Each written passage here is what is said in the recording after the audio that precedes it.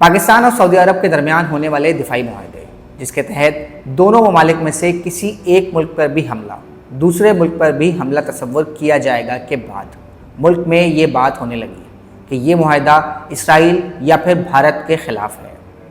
مگر پھر دفتر خارجہ کی جانب سے یہ وضاحت سامنے آئی کہ یہ معاہدہ کسی تیسرے ملک کے خلاف نہیں ہے۔ The Strategic Mutual Defense Agreement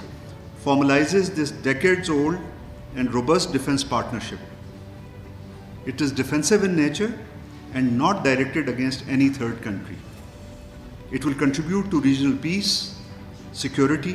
and stability. امریکہ میں مقیم ڈان کے نمائندے انور اقبال سمجھتے ہیں کہ دفتر خارجہ کی یہ وضاحت انتہائی بروقت تھی اور اس سے کسی بھی منفی تاثر جو اس معاہدے کے حوالے سے جنم لے رہا تھا اس کو ختم کرنے میں مدد ملی۔ میرا خیال ہے امریکہ کے مطالبے والا تاثر بالکل درست نہیں ہے، لیکن یہ بھی اپنی جگہ درست ہے کہ جو قطر پہ حملہ ہوا اس کے بعد سعودی عرب میں، گلف ممالک میں اور یو اے ای اور خود قطر میں ایک احساس ہوا کہ ان کو اپنے طور پر بھی کچھ حفاظتی انتظامات کرنے چاہیے۔ اب تو ان کی بالکل سٹنگ ڈک والی پوزیشن ہے نا کہ کوئی بھی آگے کچھ کر جائے، اگر امریکہ کی مرضی ہوئی تو امریکہ ریٹیلیٹ کرے گا، ورنہ نہیں کرے گا، امریکہ ظاہر ہے نہیں کرے گا، تو وہ ان کو یہ احساس بھی ہوا ہوگا۔ لیکن میں سمجھتا ہوں اس کو ذرا گریٹر پرسپیکٹو میں دیکھیں تو جو بھی سمجھوتا ہوا ہے، جو انڈرسٹینڈنگ ہوئی ہے،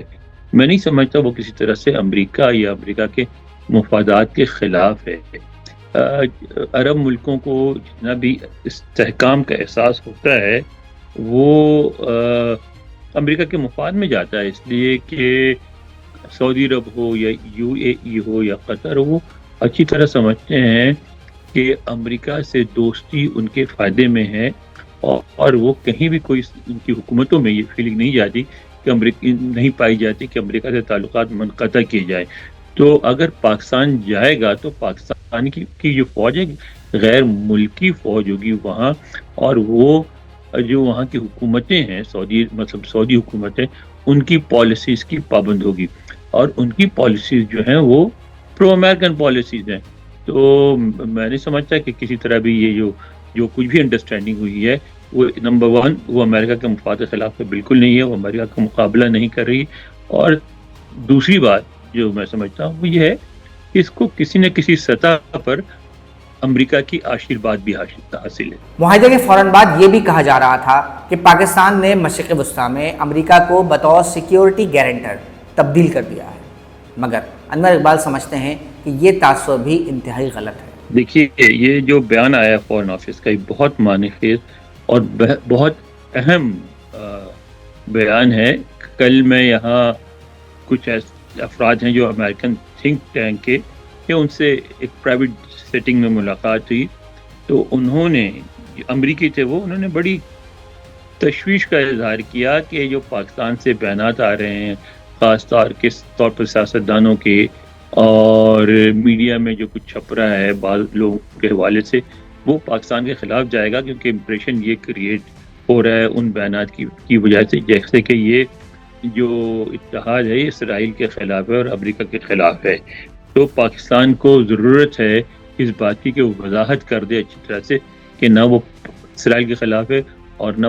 وہ امریکہ کے خلاف ہے، بلکہ وہ کسی کے بھی خلاف ہونا ضروری نہیں ہے، وہ عرب ممالک کے استحکام کے لیے ہے۔ اگر یہ بات واضح کریں تو پاکستان کو اس کا فائدہ ہوگا، اور مجھے لگتا ہے کہ آج اسلام آباد میں دفتر خارجہ نے اس بات کی وضاحت کر دیا۔ آپ یہ دیکھیں اگر ہم نے یہ امپریشن کریٹ کر دیا جس طرح ہمارے یہاں اپوزیشن میں بیٹھے ہوئے یا جو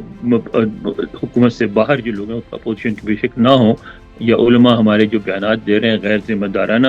اس سے تو پاکستان کو بہت نقصان ہو سکتا ہے۔ یعنی ہم پھر اسرائیل کے رڈار پہ آ جائیں گے، اور پاکستان یہ افورڈ نہیں کر سکتا کہ بیک وقت اسرائیل اور بھارت سے جنگ کرے۔ تو اس لیے میں سمجھتا ہوں کہ دفتر خارجہ نے بہت اچھا کیا کہ اس بات کی وضاحت کر دی۔ مزید نیوز اپ ڈیٹس اور ڈیجیٹل سٹوریز کے لیے سبسکرائب کریں ڈان نیوز پاکستان۔